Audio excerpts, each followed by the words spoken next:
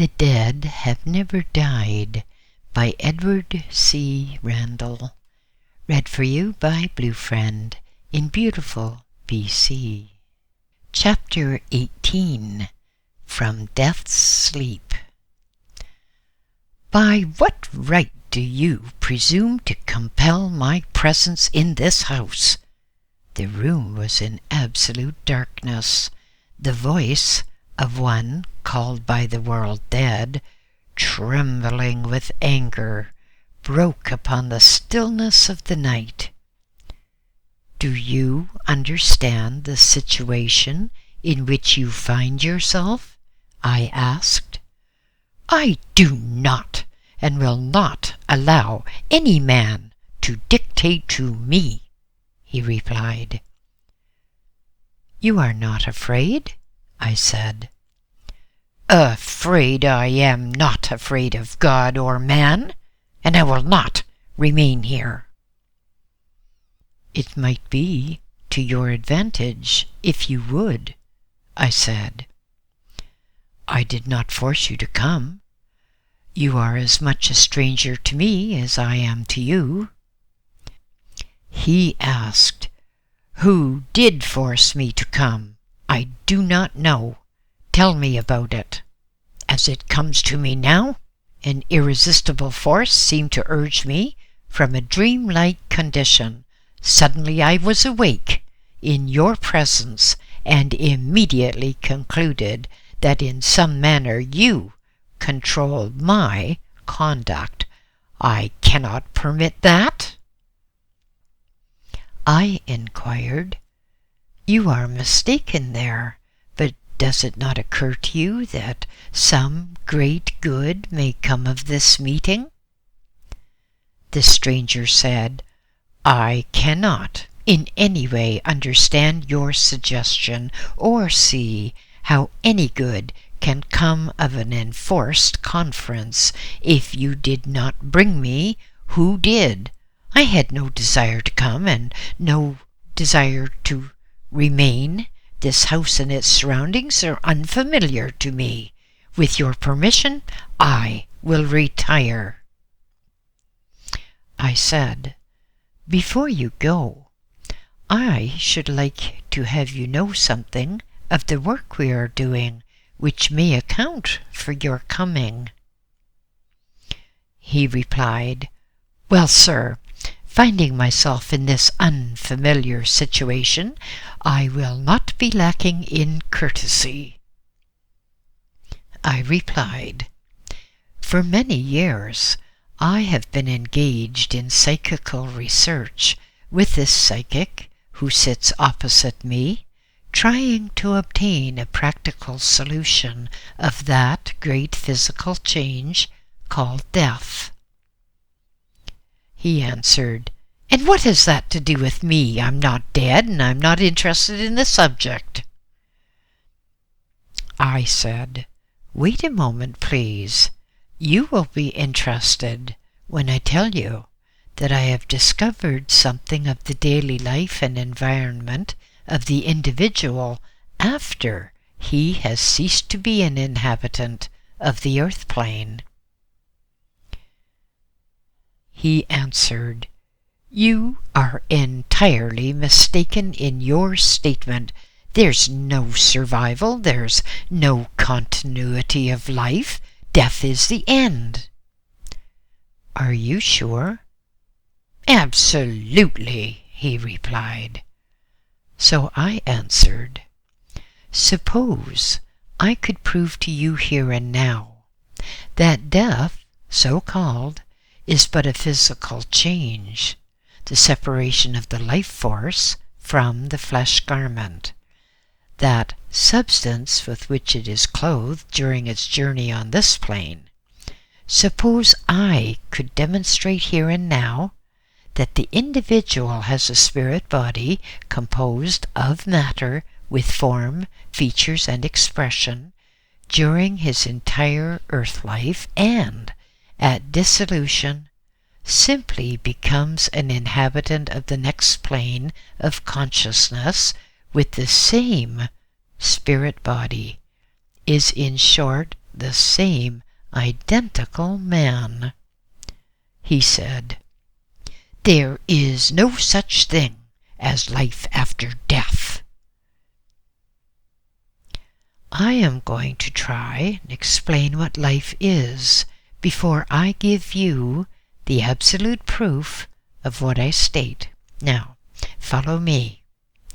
At the moment of conception, an atom of the universal force called good is clothed with substance vibrating more slowly than the life force clothed. The individual is as perfect at that moment as the giant oak in the heart of an acorn. We cannot see the individual or the oak tree before or after birth and growth. Life force vibrates so fast that it is not visible to the physical eye, but ultimately we see the outer covering, that substance which makes both possible. And this outer garment of the individual is composed largely of water. The physical body of ours changes once in 7 years at least, but with such change we retain individuality, form, and features. "How is this done?" I asked. He answered, "I don't know, and I don't care." Well, follow me a little farther, please. This entity, this life force, this individuality, this soul, this us, if you like, is composed of matter, differing only from the flesh substance in its vibratory condition. This accounts for its permanency of form, but no physical eye ever saw or ever will see this self, this spirit form, this soul, so-called, unless possessed of psychic sight, with which, speaking generally, few are endowed. Without it, one individual can never see the spirit form of another, while an inhabitant of this earth. We are conscious only of physical expression and sound. Now, in dissolution, from accident or physical weakness, the body covering that is visible to us is no longer fit for habitation. Then the separation, dissolution, death, so-called, occurs. The individual, through a natural process, releases itself from the flesh garment and stands forth the same man or woman as before, though invisible to the inhabitants of earth. They see but the old flesh body that housed the spirit. They could not, as I have said, see the true self before, nor can they see it after dissolution, because of the intensity, because of the rapidity of the vibration of the etheric body, for our eyes are limited as to the motion as well as to the distance. He answered, "That is all very well, but what has it got to do with me? I am not dead." If you'll be patient, I will lead up to the personal application. When one has gone through this death change, one of two conditions may follow. We may never for a moment lose consciousness. It is then just good night to the old and good morning to the new environment. This usually follows a respectable life. The man is the same still, nothing subtracted from or added to his personality, and in the mirror of nature he sees himself with the same outlines, the same expression, the same thoughts, the same attachments, still a material body disassociated from the flesh covering. The same spirit form that has been his during his journey in the world. But he then appreciates that his body is lighter and more transparent than the flesh substance he has been accustomed to look upon, and he does not resist muscular effort as he did in the old covering. Then, but for the assurances of friends and relatives who would assist in the change, as at earth birth, and explain to the quickening consciousness, many would be afraid. There is this great difference in the two births. When this atom of life force first became individual, an inhabitant of the earth plane, it possesses instinct but no intelligence. It continues to develop with no knowledge of its previous existence. It could have none, for it came from the mass of universal life forces. The next great change is similar, except that the individual retains all previous development. He knows little more of the laws governing and the means available to aid his progression than that of an infant. On the other hand, those who have led unclean earth lives, who have been selfish, immoral, have committed crimes against man and nature, may not soon awaken. If they do, they find themselves in mental darkness, in a prison of their own making, and there they remain until a desire comes from within for better things. Then the way will be shown by spirit people engaged in such charitable work. At the beginning, each awakening spirit is told that each wrong act done in earth life must be lived over, that as he works he will encounter like conditions under which the wrong was done, and in the new life he must correct the error in the old in order to advance. I recall that an inhabitant of the next plane once said, "The justice that meets a naked soul on the threshold of afterlife is terrible in its completeness." My visitor said, "I cannot accept a word you say about life after death.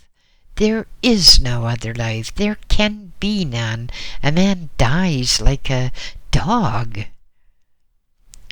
I said, "That is true in a sense, for the life force and individuality both go on. You cannot destroy an atom of matter, you will admit. So if life force is matter, then it cannot be destroyed." He said, "This is all very strange talk, but why speak on such a subject to me? I am not dead. If I were, and there is life beyond the grave, I should not be here talking to you." I said, "I have talked, just as I am talking, to you with many who have made that change." He said, "Do you mean to tell me that you talked to dead people?" I said, "I did not say that. I said that I had talked to those who have made the change called death. There is in reality no death. There are no dead." He retorted, "Talk sense. We have all seen dead people. We've all seen their dead bodies buried, and you tell me there are no dead? Again, I said, you fail to understand what I have been telling you. We bury the physical bodies, but not the spirit bodies. One is just as material as the other. He said, I don't comprehend you, and I don't care to continue this discussion. I think I will say good night. Just a moment, and I will demonstrate the fact. Did I not tell you a moment ago that I had talked with many so-called dead? He answered, yes, but I did not take what you said seriously. I made up my mind on that subject long ago. I said, now, to begin the proof, do you know where you are at this moment? Tell me if you know. He said, I don't seem to know. This is not my home. The room is strange to me. You're strange too. It's all unreal. I can't explain the situation in which I find myself. I said, listen to me. This frail little woman, over 80 years old, who sits opposite me, is the most gifted psychic in the world. More than 20 years ago it was discovered that under favorable psychic conditions, such as prevail tonight, we could have speech with spirit people. He said, it can't be possible. I replied, the suggestion is so far beyond the experience of man that I am not surprised at your inability to comprehend the fact. But wait, having such means of communication, we have not only learned much of the future state, but acting in conjunction with a group of people in the next life, we've been able to bring many to a state of consciousness after the death change in quasi-material, quasi-spiritual conditions such as prevail here tonight. And when we are doing this type of work, many out of the body are brought for help by their friends, as you have been, that they may comprehend their situation. He said, I am not one of these. The suggestion is absurd. I tell you, I'm as much alive as you, and my body is quite as substantial as yours.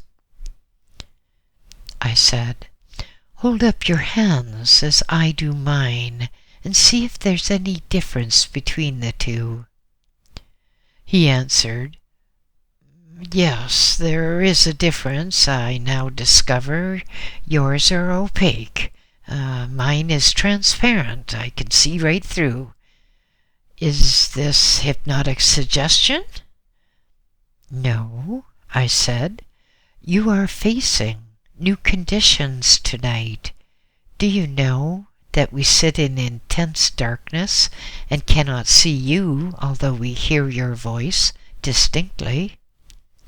He answered, I know that it is not dark, for I can see you, and if I can see you, you can see me. But never mind that. What's the matter with my body? I think now I have been very ill, and one always looks as I do after long sickness, he replied. Speaking of illness, what do you recall about your last illness? He said, my memory seems hazy, but it's coming back to me. I recall lying on a bed, the physician waiting, my wife and children sobbing. The doctor said, he's passing now. That did give me a start. There were some who would like to see me dead, but I fooled them. I didn't die, and if I had died, how could I be here? I said, "Well, what do you know about death?" "Well, I don't know anything about it, and I don't want to." I replied, "But when that time comes to you, you will be obliged to know whether you desire it or not." He said, "Well, I'm willing to wait, and I don't want to talk about it. I never did." "Well, suppose I tell you that you've already made that change." He said, "It would be foolish to tell me such a thing when I'm sitting here talking to you." "Suppose I now prove it to you. Those in spirit life cooperate with me in this work and are often able to bring to the stranger those whom he's known in earth life, and face to face and voice to voice the proposition proves itself." He said, "I tell you, there are no dead people, and if there were, I don't want to see them." "Are you not afraid?" "No," he answered, "and I don't want to see them. I have enough trouble with the living without bothering with the dead." "Is there no one in the next life with whom you would like to talk if you could? Remember that your sickness may have ended in dissolution. Your body is different, and you know you find yourself in a strange city." He said, "Things have changed, but I don't want to see or talk to dead people." I said, "You find life so material, so like the earth life, that I believe no method but the actual experience will convince you that you have left the mortal state, and that lesson must be learned. You have been so intent on our conversation, I think that you've not looked around. Look, what do you see?" He said, "My God! People, people, people, all strangers, all looking at me, all with bodies like my own. What strange hallucination is this? Where am I? What am I?" You are no longer an inhabitant of this world, but are actually living in the afterlife. Are there none you know among those you see, who to your knowledge are counted among the dead, so-called?" I asked. He said, "Not one. But wait, there comes John, my old partner. Why does he, of all men, come? He's dead. I helped bury him. I was his executor. Take him and that woman and that boy away. I won't see them. I tell you, they are dead. They're dead. They're coming to arrest me. How can they, when they're all dead? Tell me quick." "What wrong did you do?" I asked. "Wrong? Who said I did them any wrong? I was faithful to the trust." In answer, another spirit spoke. "No, you were not faithful. You stole the money entrusted to you for my wife and child, and left them to suffer. There never was, and there never can be, a secret in the world.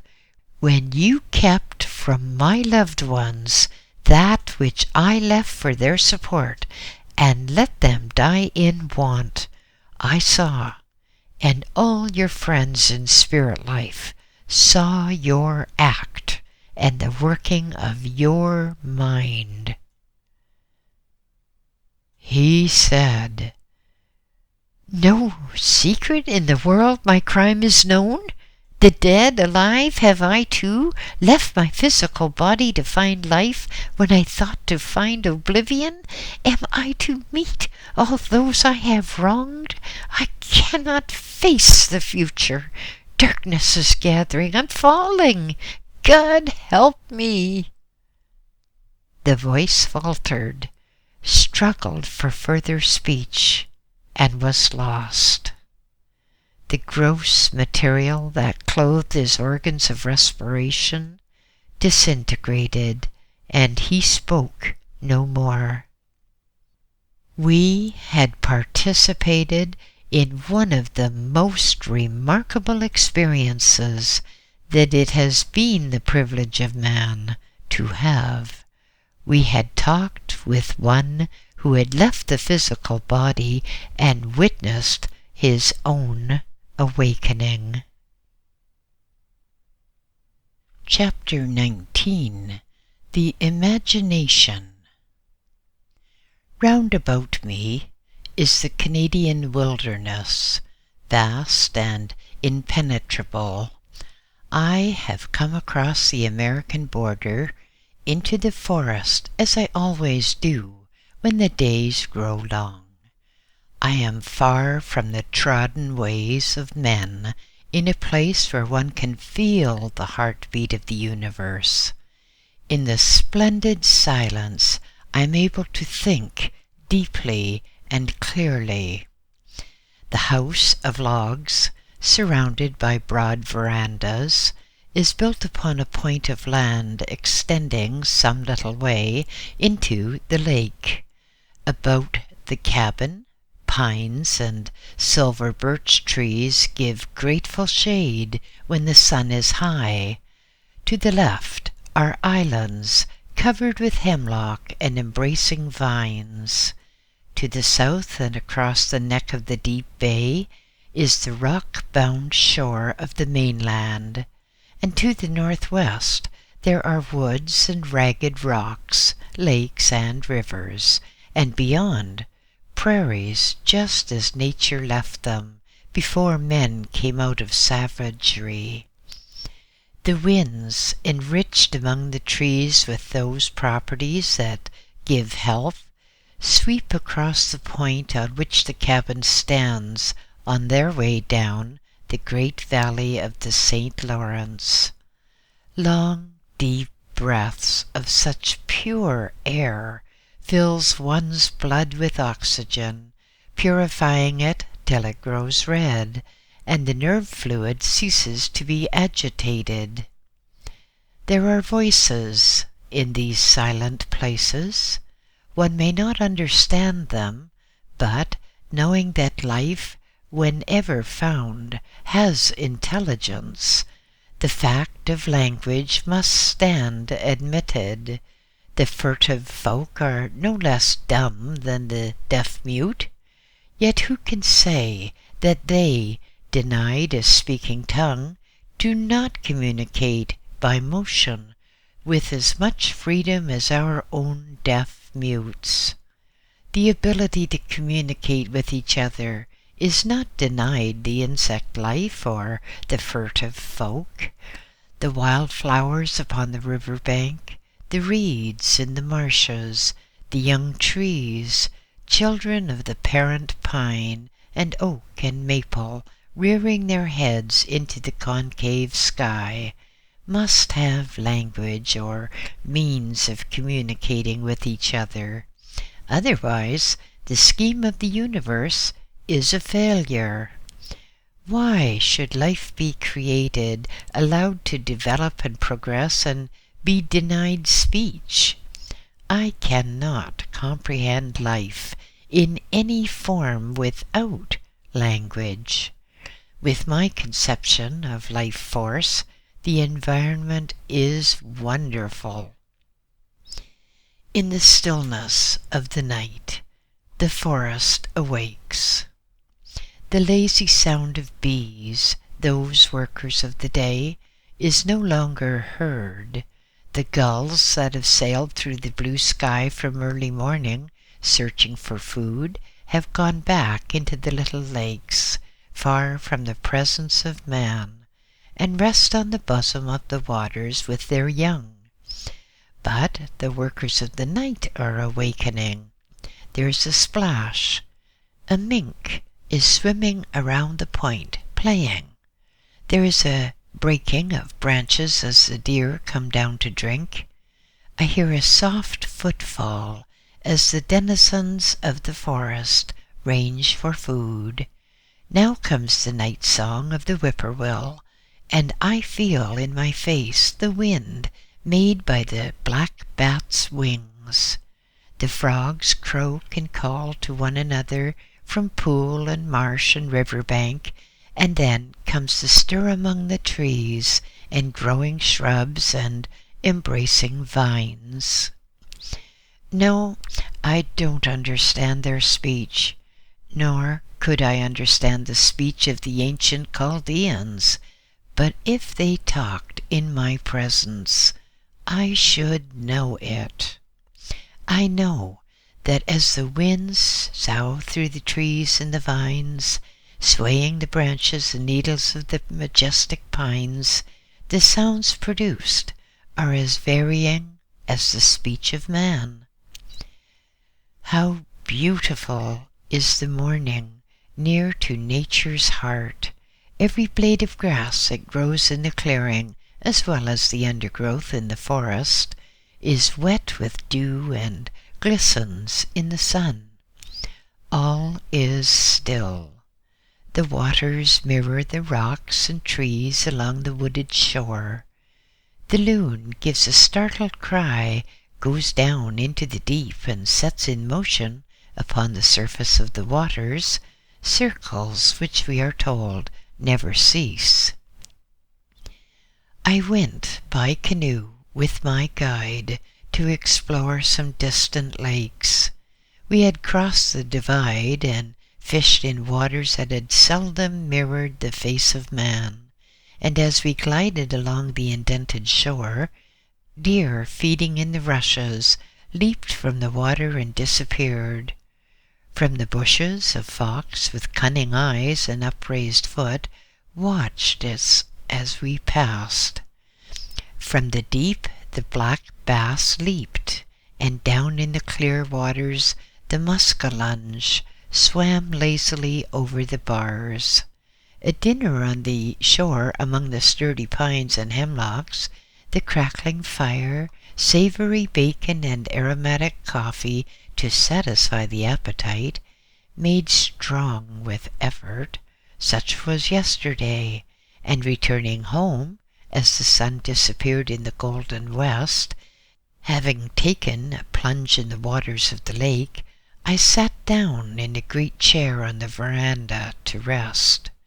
Soon the purple twilight came, and with it the silence like the benediction that falls between toil and sleep, and then the psychic hour when one sends his thoughts out into the great beyond.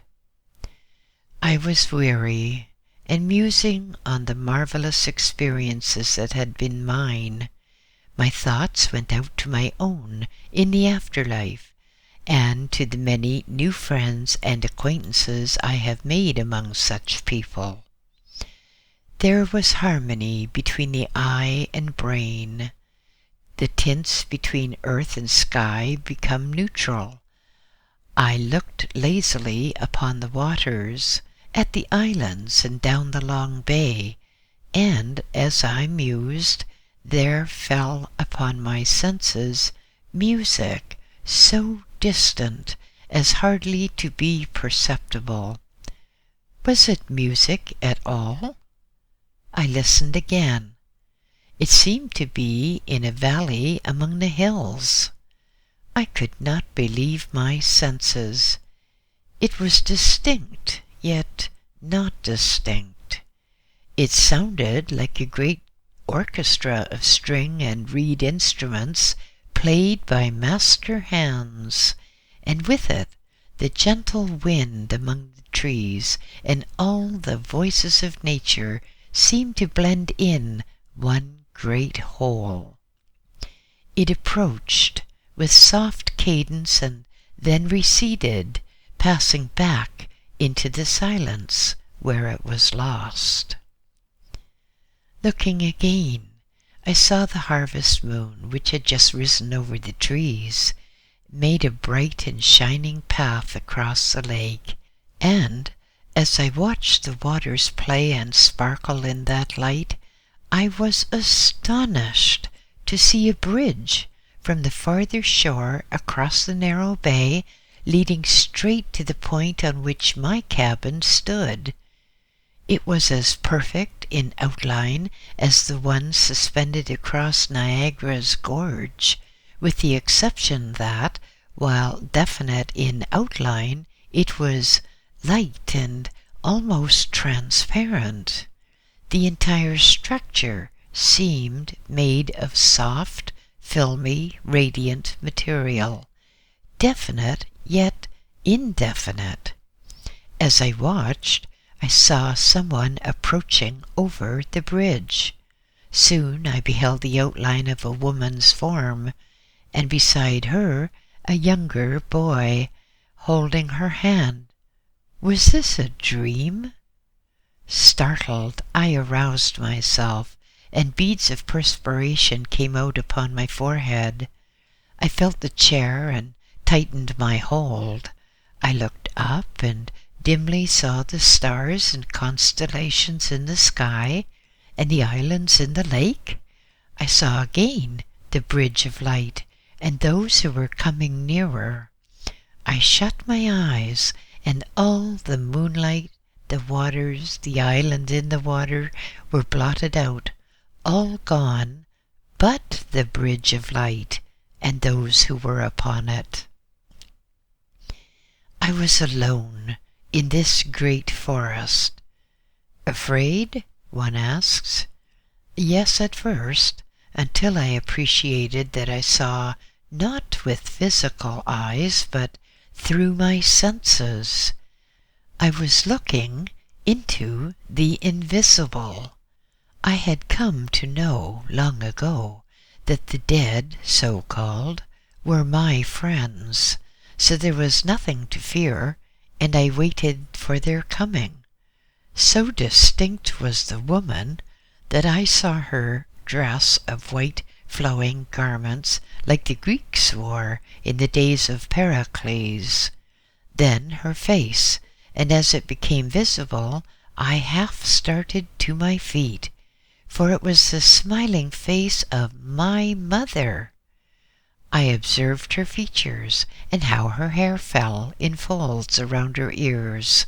Her face was just as in the old days, except that age and the lines of care had disappeared, and as I looked, she seemed to know that I had recognized her and had noticed the child. As the two came nearer, a light different from anything I had ever seen shone in the child's face and through his hair. He waved his hand, laughing, and still the two came toward me in the path of the moonlight. I realized that I was having an experience entirely new, and that it was important to make my observations with great care. I took long, deep breaths and waited. My mother and the child reached the point on which the bridge rested and stepped upon the shore, and up the sandy path toward the cabin, so near now that every detail of face and form was visible, and I knew the child was my son, who went out into the afterlife in infancy, but who now had grown to about the age of 5 years. My pulse was beating fast as my heart pounded under the excitement. I was no longer composed, for all my love and longing for my mother and my son swept over me. I started to my feet and down the steps to meet those who came with laughing eyes and smiling lips, my hands outstretched, but as I touched them, they seemed to dissolve, and they were gone. I was upon the shore alone. The soft wind stirred the branches. I walked down to the water, which was still sparkling in the path of the moonlight, but the bridge was gone, and those who came upon it. This had been no dream, for not for one moment had I slept, nor did sleep come before the dawn crept into the eastern sky. Experiences, little less strange, come to others. While Mr. W., as we shall call him, one of the most brilliant lawyers in America, was examining a woman as a witness in the trial of an action some months ago in the courthouse in Buffalo, she gasped, fell back in her chair, and was dead.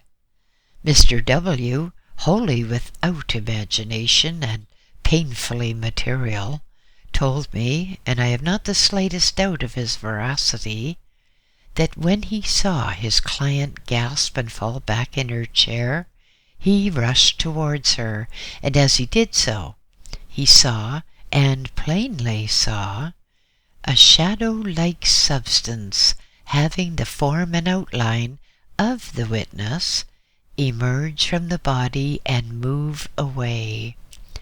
I cite this fact to show that others have had experiences similar to my own, though perhaps not so perfect in detail.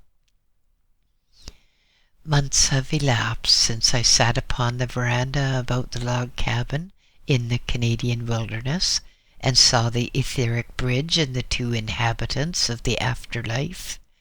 But the impression, the memory, will never be dimmed in the years to come. Today it is more distinct than any incident of my life, and now you ask, as I have asked, what was it? At a subsequent time, when occasion was presented, I asked a member of our spirit group to give an explanation of what had occurred. In answer, he said, "I am familiar with the occurrence because I was present. It was an object lesson. We wanted you to see something of the actual conditions prevailing in this afterlife, as you call it, so that you could more clearly describe it, and through you, others could obtain some little appreciation of what waits beyond the physical.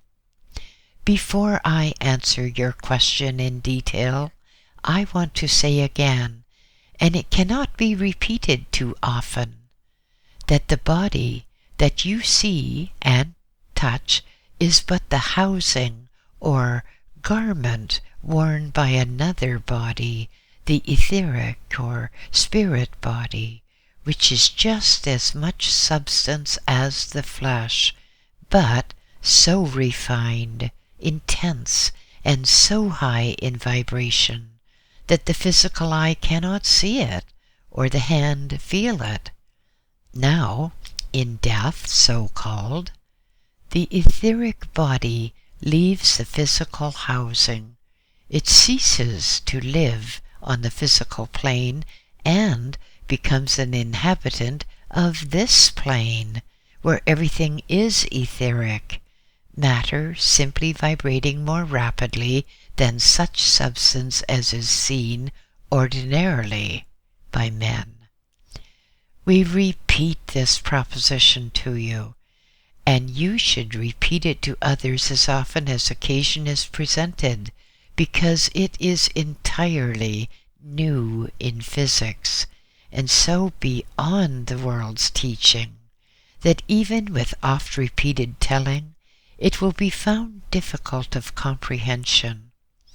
It was with this end in view that great effort was made to give you the demonstration which we did. In further answer to your question, said the member of the spirit group, you must know that there is no such thing as imagination, as that word is generally used. Your dictionaries define it as the image-making power of the mind, or the power to create or reproduce ideally an object previously perceived, the power to call up mental images. There must exist the sun before there can be the shadow. The real must precede the imitation. There must be the original before the copy, the subject before the photograph. One cannot imagine something that has no existence in nature. The imagination must have something basic. The etheric mental lines or waves of the mind ordinarily move at will in and about the unknown land, and through the subconscious brain, get impressions and suggestions, usually intangible and indefinite. Such wandering of the mind not being understood, an entirely false conception is obtained of the mental operation. Everything in the universe is real, is material, and the groping of the mind in the mental plane is called imagination, the word itself being derived from image or reflection, the likeness of something else. All this leads up to your personal experience. What you saw actually existed. The bridge was real, and the mother and the little son actually crossed and came to you, as you relate.